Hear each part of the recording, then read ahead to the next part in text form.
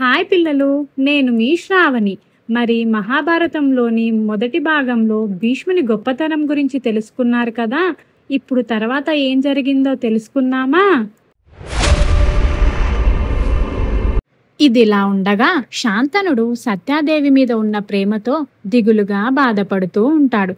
తన తండ్రి బాధను చూడలేక భీష్ముడు తనే సత్యవతి తండ్రి అయిన దశరథుల దగ్గరికి వెళ్ళి ఇలా అంటాడు. తను రాజ్యాన్ని కోరుకోవటం లేదు, సత్యవతి కొడుకులకే రాజ్యం అందాలి అని ప్రమాణం చేశాడు. ఇక ఎప్పుడూ వివాహం చేసుకోకుండా బ్రహ్మచారిగానే ఉంటాను అని భీష్మ ప్రతిజ్ఞ చేశాడు. దాంతో దశరథులు సత్యవతికి శాంతనుడికిచ్చి వివాహం చేశాడు. భీష్ముడు అన్న మాటలకు శాంతనుడిని మెచ్చుకొని ఇచ్ఛామృత్యు అన్న వరం ఇస్తాడు. ఇచ్ఛామృత్యు అంటే భీష్ముడు తన చావుని తనంత తానే ఎప్పుడైతే కోరుకుంటాడో అప్పుడే మరణిస్తాడు అని అర్థం.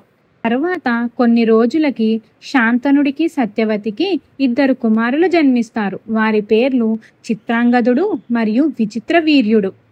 శాంతనుడు కొన్ని రోజులకి వృద్ధాప్యంతో మరణిస్తాడు. అప్పుడు చిత్రాంగదుడిని రాజుని చేస్తారు. కానీ ఒక గంధర్వునితో యుద్ధంలో పోరాడి చిత్రాంగదుడు మరణిస్తాడు. తరువాత విచిత్రవైర్యుడిని రాజుని చేస్తారు. విచిత్రవైర్యుడికి అంబిక మరియు అంబాలిక అన్న 2 భార్యలు ఉంటారు.